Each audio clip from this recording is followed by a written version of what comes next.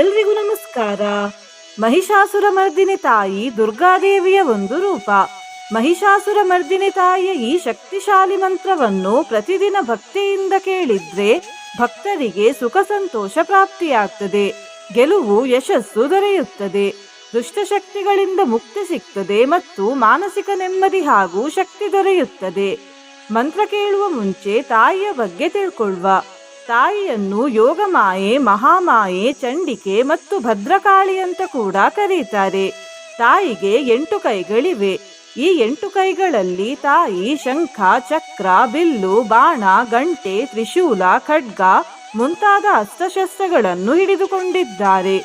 ನಿನ್ನೆ ನಾನು ಕೇಳಿದ ಪ್ರಶ್ನೆ, ಓಂ ದೇವಾಲಯದ ಕಲ್ಲುಗಳ ಬಣ್ಣ ಯಾವುದು ಅಂತ. ಈ ಪ್ರಶ್ನೆಗೆ ಸರಿ ಉತ್ತರ ಎ, ಕೆಂಪು. ಸರಿ ಉತ್ತರ ಕೊಟ್ಟವರಲ್ಲಿ ಒಬ್ಬರ ಹೆಸರು ಆರ್.ಕೆ. ಜೊಂಗನಾವರ್. ಆರ್.ಕೆ. ಜೊಂಗನಾವರ್ ಅವರೇ ಈ ಮಂತ್ರವನ್ನು ಭಕ್ತಿಯಿಂದ ಕೇಳಿ ಅಂತ ಹೇಳ್ತಾ ಇವತ್ತಿನ ಪ್ರಶ್ನೆಯನ್ನು ನೋಡುವ. ಮಹಿಷಾಸುರ ಮರ್ದಿನಿಯಿಂದ ಯಾವ ಊರಿಗೆ ಹೆಸರು ಸಿಕ್ಕಿತು? A, Bengaluru, B, Mysuru, C, Ballari, D, Dakshina Kannada. ಈ ಪ್ರಶ್ನೆಗೆ ಸರಿ ಉತ್ತರ ಕೊಟ್ಟವರಲ್ಲಿ ಒಬ್ಬರ ಹೆಸರನ್ನು ನಾಳಿನ ವಿಡಿಯೋದಲ್ಲಿ ಹೇಳ್ತೇನೆ.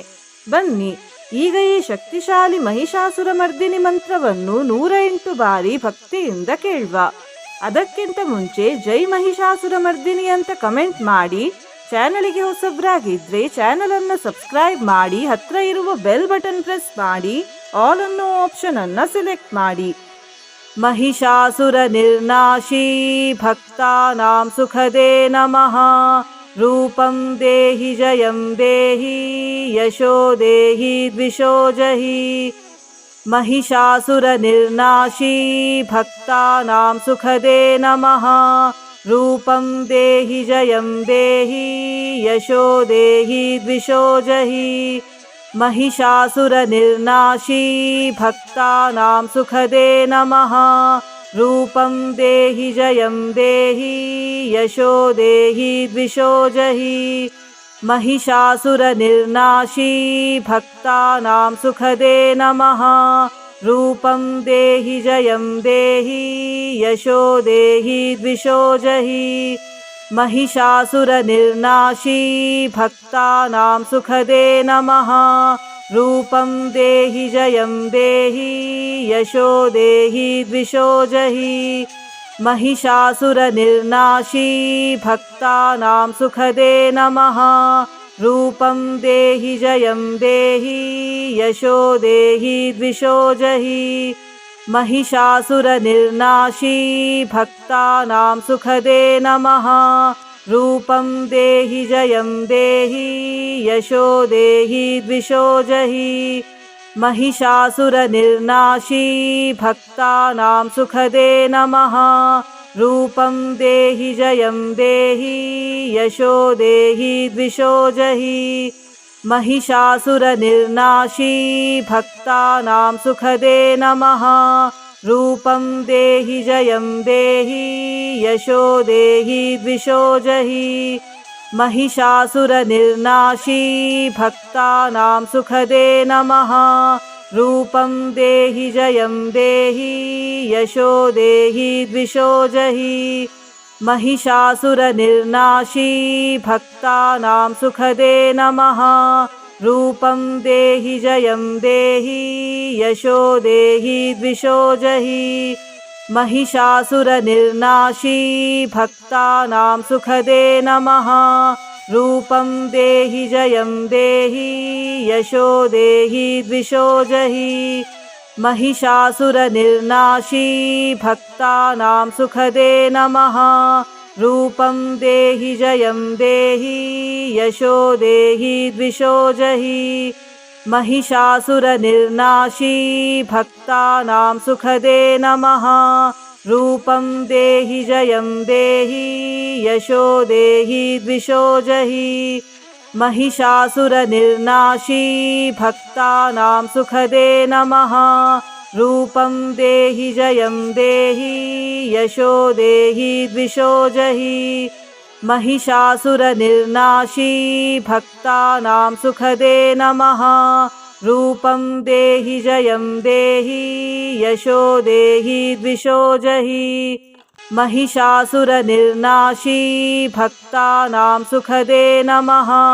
रूपं देहि जयं देहि यशो देहि द्विषो जहि। महिषासुरनिर्नाशी भक्तानां सुखदे नमः। रूपं देहि जयं देहि यशो देहि द्विषो जहि। महिषासुरनिर्नाशी भक्तानां सुखदे नमः।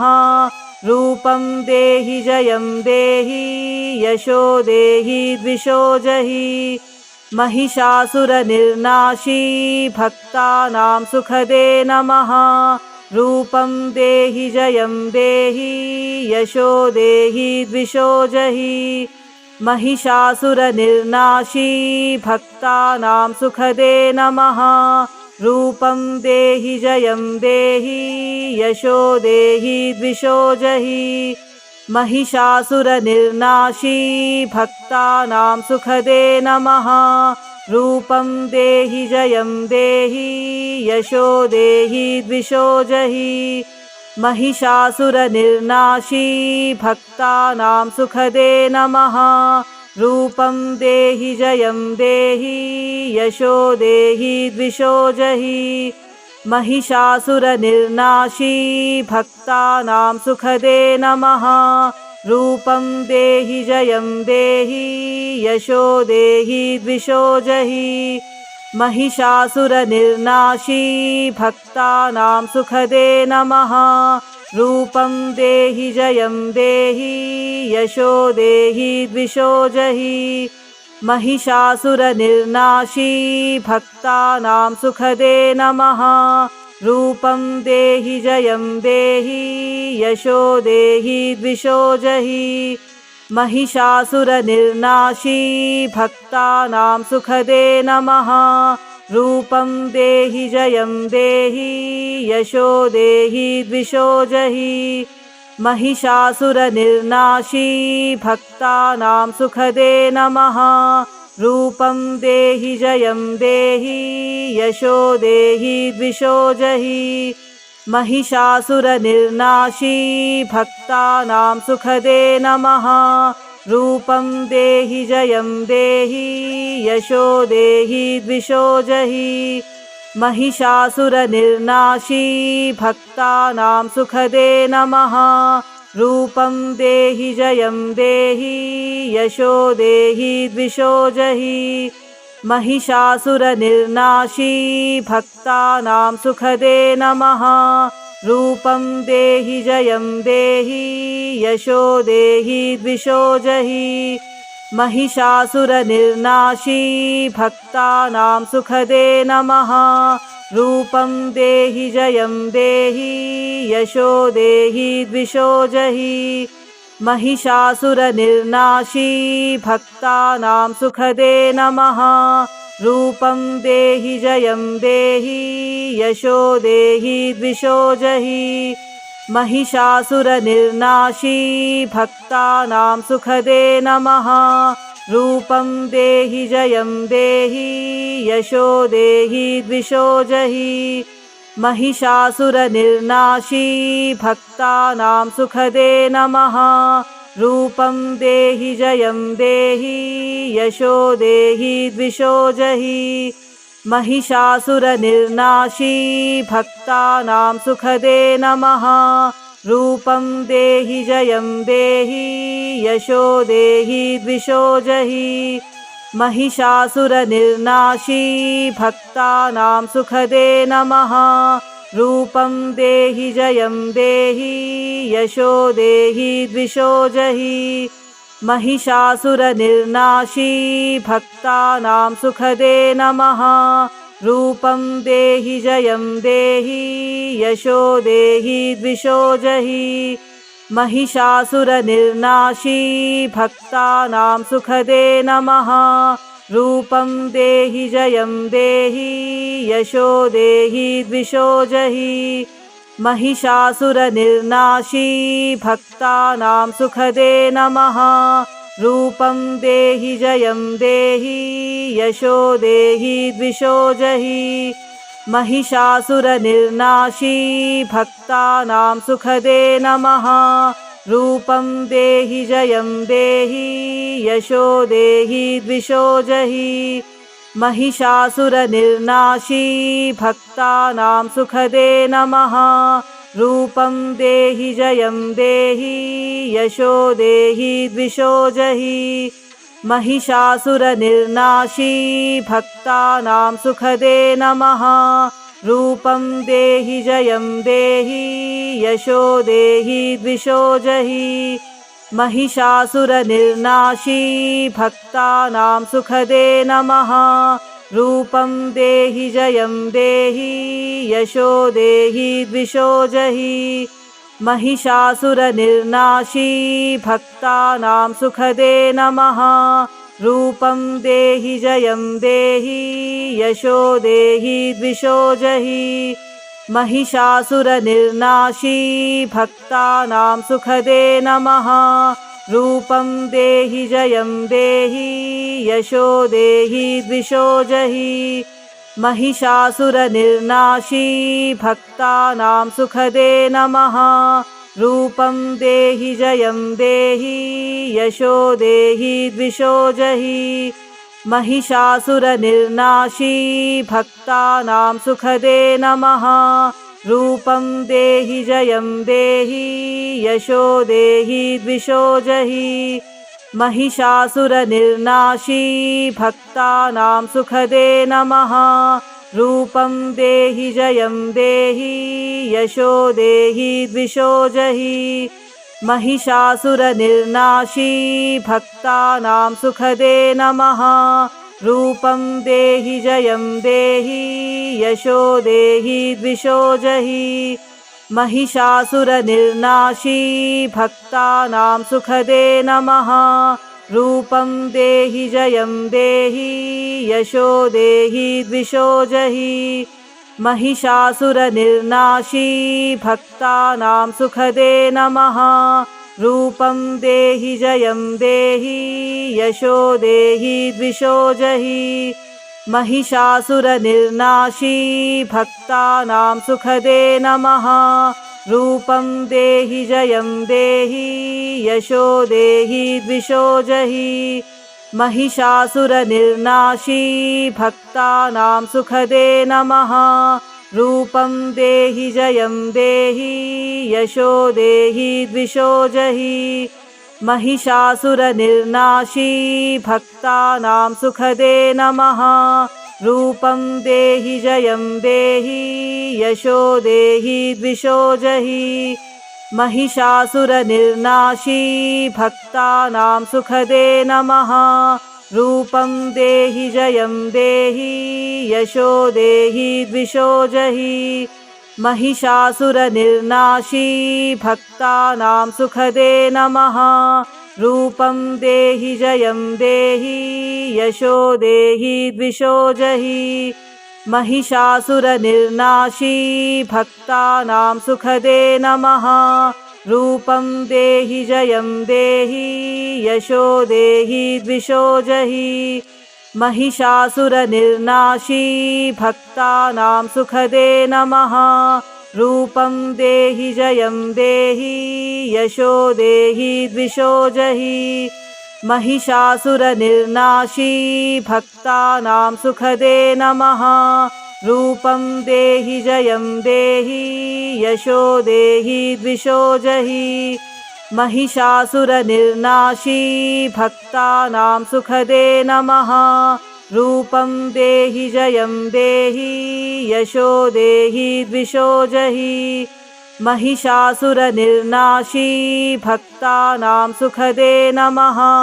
रूपं देहि जयं देहि यशो देहि द्विषो जहि। महिषासुरनिर्नाशी भक्तानां सुखदे नमः। रूपं देहि जयं देहि यशो देहि द्विषो जहि। महिषासुरनिर्नाशी भक्तानां सुखदे नमः। रूपं देहि जयं देहि यशो देहि द्विषो जहि। महिषासुरनिर्नाशी भक्तानां सुखदे नमः। रूपं देहि जयं देहि यशो देहि द्विषो जहि। महिषासुरनिर्नाशी भक्तानां सुखदे नमः। रूपं देहि जयं देहि यशो देहि द्विषो जहि। महिषासुरनिर्नाशी भक्तानां सुखदे नमः। रूपं देहि जयं देहि यशो देहि द्विषो जहि। महिषासुरनिर्नाशी भक्तानां सुखदे नमः। रूपं देहि जयं देहि यशो देहि द्विषो जहि। महिषासुरनिर्नाशी भक्तानां सुखदे नमः। रूपं देहि जयं देहि यशो देहि द्विषो जहि। महिषासुरनिर्नाशी भक्तानां सुखदे नमः। रूपं देहि जयं देहि यशो देहि द्विषो जहि। महिषासुरनिर्नाशी भक्तानां सुखदे नमः। रूपं देहि जयं देहि यशो देहि द्विषो जहि। महिषासुरनिर्नाशी भक्तानां सुखदे नमः। रूपं देहि जयं देहि यशो देहि द्विषो जहि। महिषासुरनिर्नाशी भक्तानां सुखदे नमः। रूपं देहि जयं देहि यशो देहि द्विषो जहि। महिषासुरनिर्नाशी भक्तानां सुखदे नमः। रूपं देहि जयं देहि यशो देहि द्विषो जहि। महिषासुरनिर्नाशी भक्तानां सुखदे नमः। रूपं देहि जयं देहि यशो देहि द्विषो जहि। महिषासुरनिर्नाशी भक्तानां सुखदे नमः। रूपं देहि जयं देहि यशो देहि द्विषो जहि। महिषासुरनिर्नाशी भक्तानां सुखदे नमः। रूपं देहि जयं देहि यशो देहि द्विषो जहि। महिषासुरनिर्नाशी भक्तानां सुखदे नमः। रूपं देहि जयं देहि यशो देहि द्विषो जहि। महिषासुरनिर्नाशी भक्तानां सुखदे नमः। रूपं देहि जयं देहि यशो देहि द्विषो जहि। महिषासुरनिर्नाशी भक्तानां सुखदे नमः। रूपं देहि जयं देहि यशो देहि द्विषो जहि। महिषासुरनिर्नाशी भक्तानां सुखदे नमः। रूपं देहि जयं देहि यशो देहि द्विषो जहि। महिषासुरनिर्नाशी भक्तानां सुखदे नमः।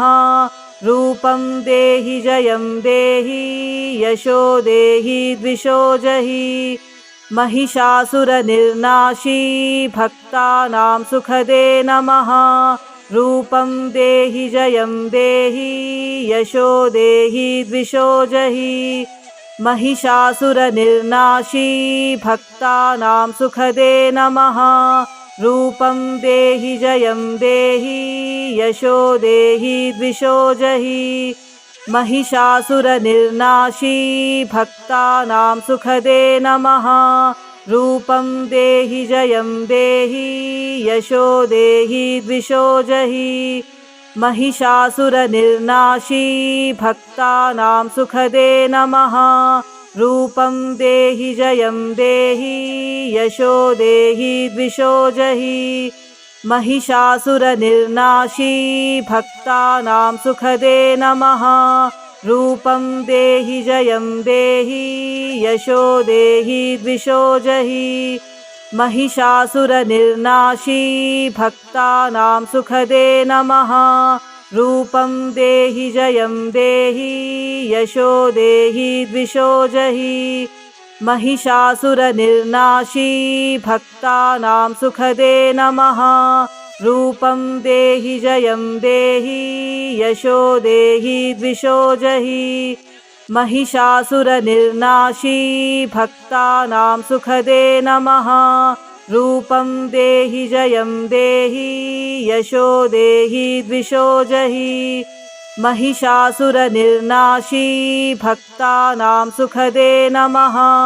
रूपं देहि जयं देहि यशो देहि द्विषो जहि। महिषासुरनिर्नाशी भक्तानां सुखदे नमः। रूपं देहि जयं देहि यशो देहि द्विषो जहि। महिषासुरनिर्नाशी भक्तानां सुखदे नमः। रूपं देहि जयं देहि यशो देहि द्विषो जहि। महिषासुरनिर्नाशी भक्तानां सुखदे नमः। रूपं देहि जयं देहि यशो देहि द्विषो जहि। महिषासुरनिर्नाशी भक्तानां सुखदे नमः। रूपं देहि जयं देहि यशो देहि द्विषो जहि। महिषासुरनिर्नाशी भक्तानां सुखदे नमः। रूपं देहि जयं देहि यशो देहि द्विषो जहि। महिषासुरनिर्नाशी भक्तानां सुखदे नमः। रूपं देहि जयं देहि यशो देहि द्विषो जहि। महिषासुरनिर्नाशी भक्तानां सुखदे नमः। रूपं देहि जयं देहि यशो देहि द्विषो जहि। महिषासुरनिर्नाशी भक्तानां सुखदे नमः। रूपं देहि जयं देहि यशो देहि द्विषो जहि। महिषासुरनिर्नाशी भक्तानां सुखदे नमः। रूपं देहि जयं देहि यशो देहि द्विषो जहि। महिषासुरनिर्नाशी भक्तानां सुखदे नमः। रूपं देहि जयं देहि यशो देहि द्विषो जहि। महिषासुरनिर्नाशी भक्तानां सुखदे नमः। रूपं देहि जयं देहि यशो देहि द्विषो जहि। महिषासुरनिर्नाशी भक्तानां सुखदे नमः। रूपं देहि जयं देहि यशो देहि द्विषो जहि। महिषासुरनिर्नाशी भक्तानां सुखदे नमः। रूपं देहि जयं देहि यशो देहि द्विषो जहि। महिषासुरनिर्नाशी भक्तानां सुखदे नमः। रूपं देहि जयं देहि यशो देहि द्विषो जहि। महिषासुरनिर्नाशी भक्तानां सुखदे नमः। रूपं देहि जयं देहि यशो देहि द्विषो जहि। महिषासुरनिर्नाशी भक्तानां सुखदे नमः। रूपं देहि जयं देहि यशो देहि द्विषो जहि। महिषासुरनिर्नाशी भक्तानां सुखदे नमः। रूपं देहि जयं देहि यशो देहि द्विषो जहि। ಧನ್ಯವಾದಗಳು.